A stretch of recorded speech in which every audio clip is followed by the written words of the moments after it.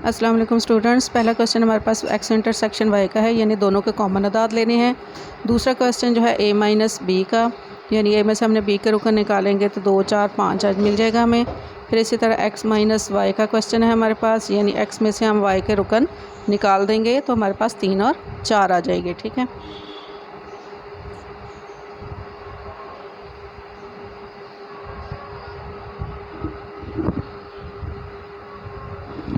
दूसरा है question number 3 हमारे पास multiplicative inverse of 9/17।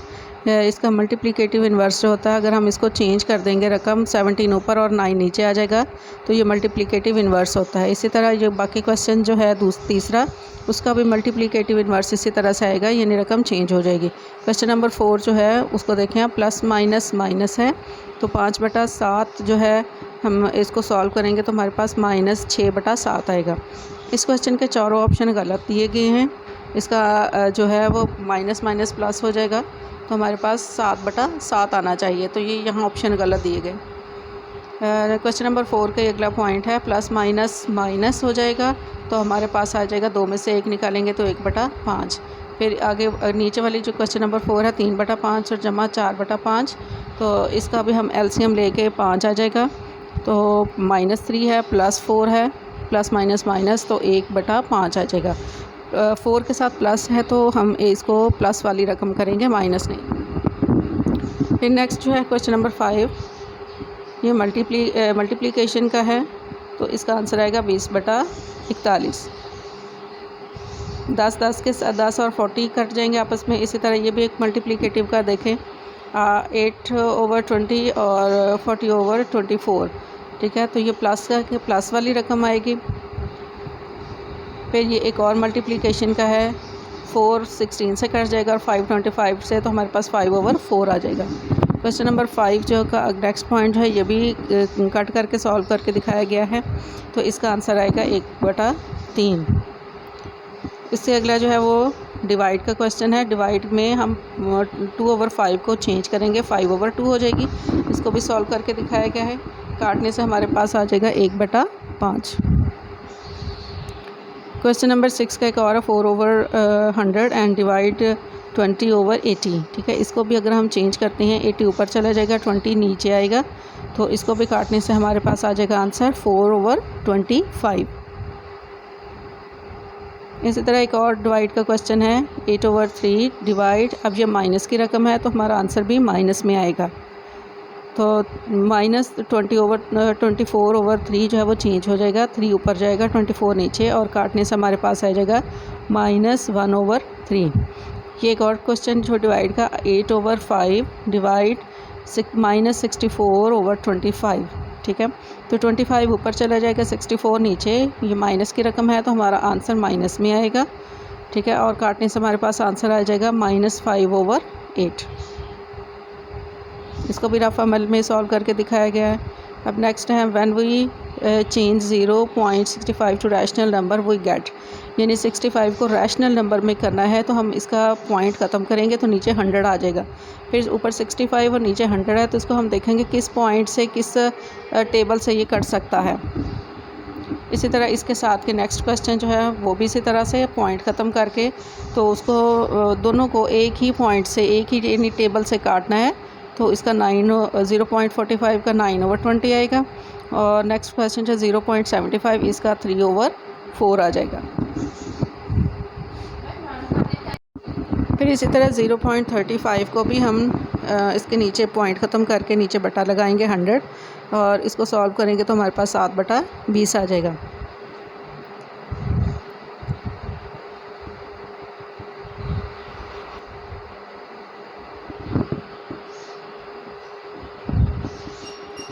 Exponent of 2 5, इसमें से ये देखना है कि एक्सपोनेंट कौन सा है, यानी एक्सपोनेंट यानी कुव्वतनुमा कौन सा है। तो 2 की पावर जो है वो है 5, तो इसमें से 5 जो है वो उसका एक्सपोनेंट है। इसी से मिलते जुलते अगले क्वेश्चन है, 3 की पावर 13 होगी, यानी एक्सपोनेंट 3 का एक्सपोनेंट 13 हो गया। और 5 का है, 5 की 6 आ जानी है। 3 की एक्सपोनेंट ऑफ 13 की 12 आ जानी है एक्सपोनेंट उसका।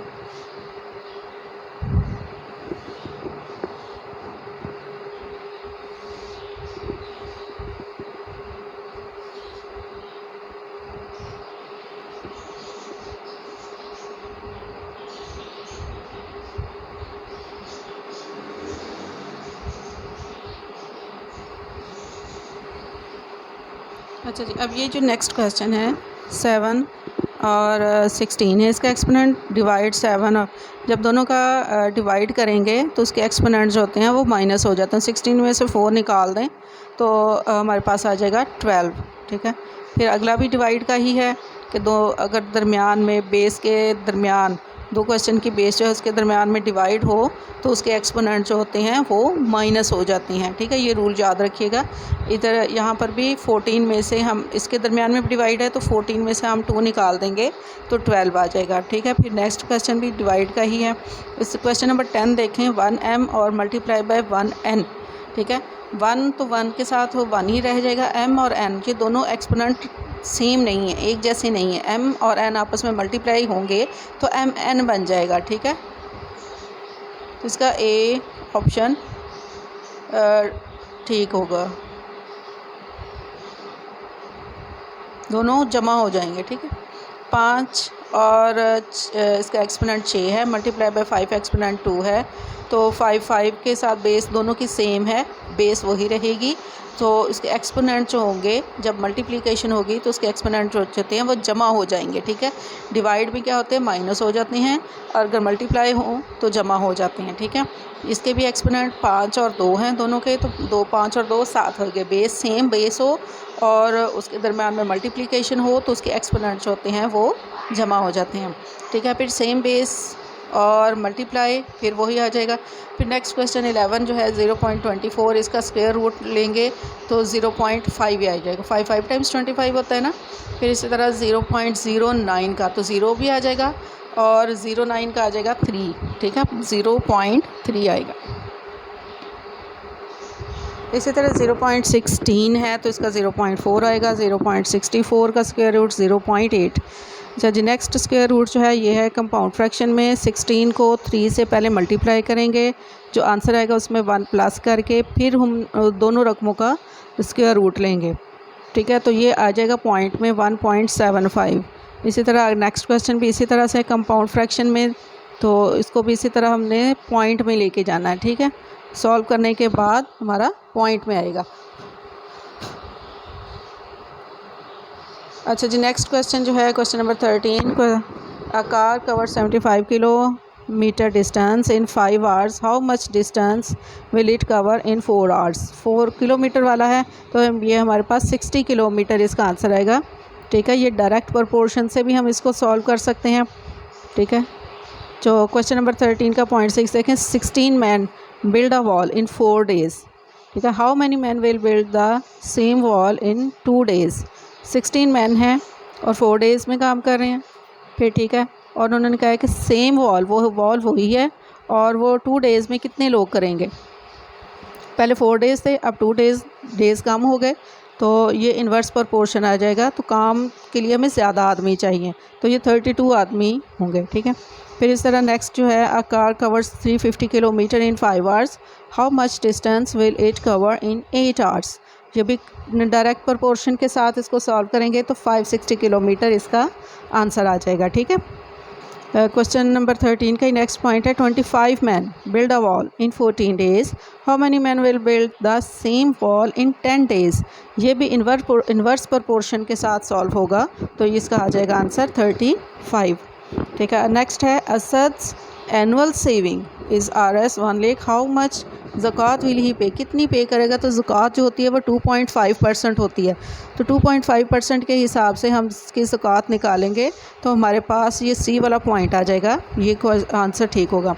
उमर्स एनुअल सेविंग, इसकी भी एनुअल सेविंग दी है और ज़कात पूछी है, वही रेशो रहेगी 2.5 के साथ तो 5000, यानी सी पॉइंट इसका ठीक होगा। फिर 14 क्वेश्चन का, Ali bought a motorcycle for RS 25,000 and sold RS 30,000, his percentage of profit. यहाँ पर हमने प्रॉफिट पहले निकालना है। ठीक है, सेल प्राइस में से हमने कॉस्ट प्राइस निकाल के फिर उसको परसेंटेज में लेके जाना है। जब किसी भी को परसेंटेज में लेके जाएं तो उसको 100 से मल्टीप्लाई करते हैं। ठीक है, तो हमारे पास 20% आ जाएगा इसका, यानी जो प्रॉफिट निकलेगा उसको आपने 100 से मल्टीप्लाई करना है और उसकी कॉस्ट प्राइस से डिवाइड कर देना है। क्वेश्चन नंबर 15 है, 9x + 11y और 9x - 11y दोनों के दरमियान में माइनस है, इसकी ब्रैकेट ऑफ करके भी कर सकते हैं, इसको ऊपर नीचे रख के माइनस भी कर सकते हैं हम। तो हमारे पास 22y रह जाएगा। 3x की पावर एक्सपोनेंट 8 है, मल्टीप्लाई ये अंदर वाली रकम तीनों के साथ मल्टीप्लाई हो जाएगा। फिर इसी तरह नेक्स्ट जो है 3x की 6, ये भी 3x पावर x जो है वो अंदर वाली ब्रैकेट के अंदर वाली दोनों रकमों के साथ मल्टीप्लाई होगा। फिर 4x की 3 है, ये भी अपनी ब्रैकेट के अंदर वाली दोनों रकमों के साथ मल्टीप्लाई करेंगे। 7x की 3 है, इसकी भी हम x की 2 माइनस x के साथ दोनों रकमों के साथ ब्रैकेट के अंदर वाली दोनों रकमों के साथ बारी बारी मल्टीप्लाई करेंगे। फिर क्वेश्चन नंबर 17, 25x स्क्वायर और माइनस 16y स्क्वायर, ठीक है।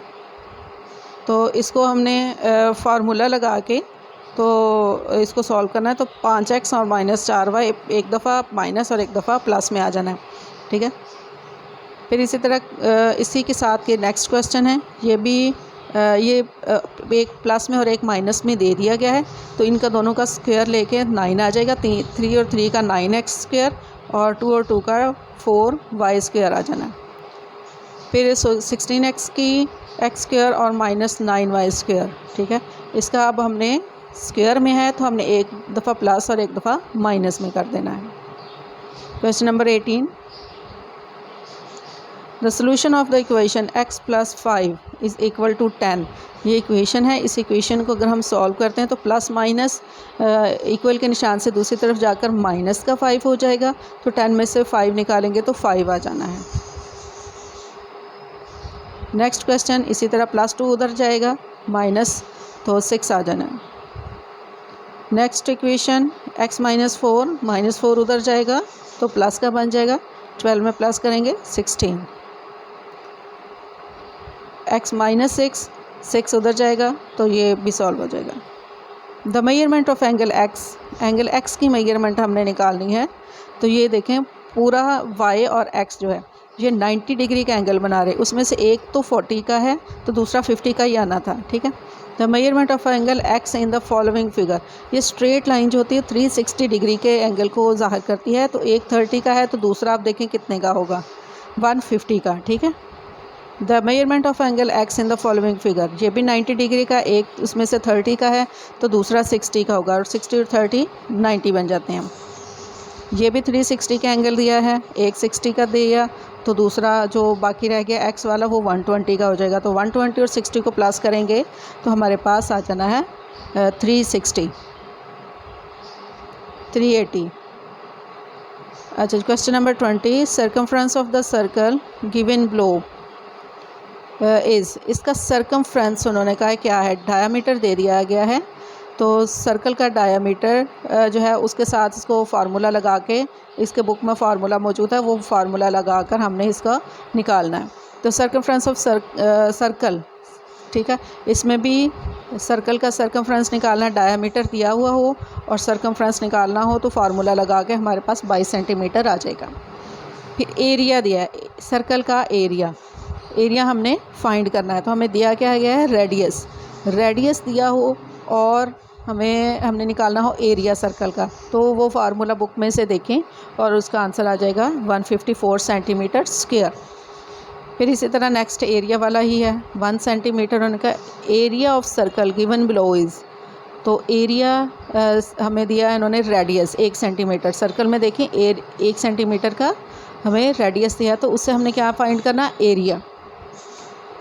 नेक्स्ट क्वेश्चन है area of circle given below.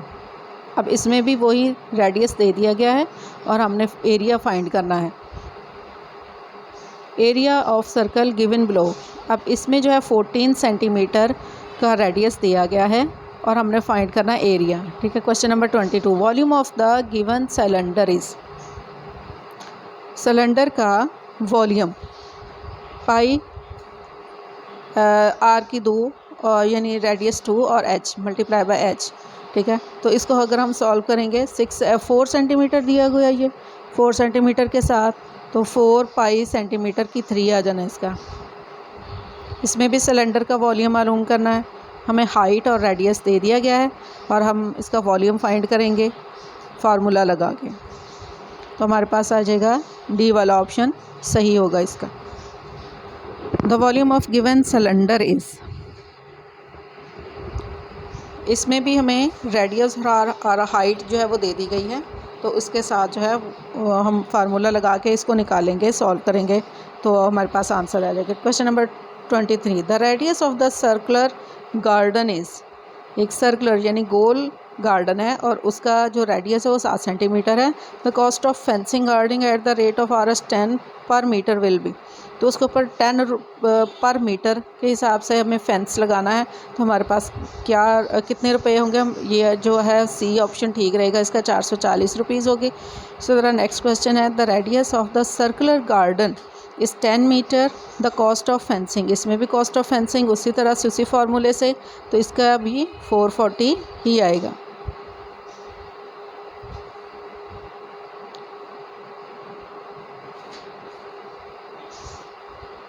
The radius of the circular garden, ये भी सर्कुलर गार्डन है, 40 मीटर का है। कॉस्ट ऑफ फेंसिंग इसकी जो होगी वो 880 आ जाएगी। 10 रुपये पर मीटर ही है सबका। अच्छा जी, एक दायरवी बाग का यानी सर्कुलर गार्डन का रेडियस, अच्छा ये वही वाला है, पीछे वाला ही। अच्छा नेक्स्ट जो है उसका आंसर भी 880। अच्छा जी अभी 24 आ गया। इन द क्लास इंटरवल 10 से 13 द लोएस्ट क्लास लिमिट क्या होगी, तो लोएस्ट जो है वो हमारे पास 10 है और हाईएस्ट लिमिट जो है वो 13 है।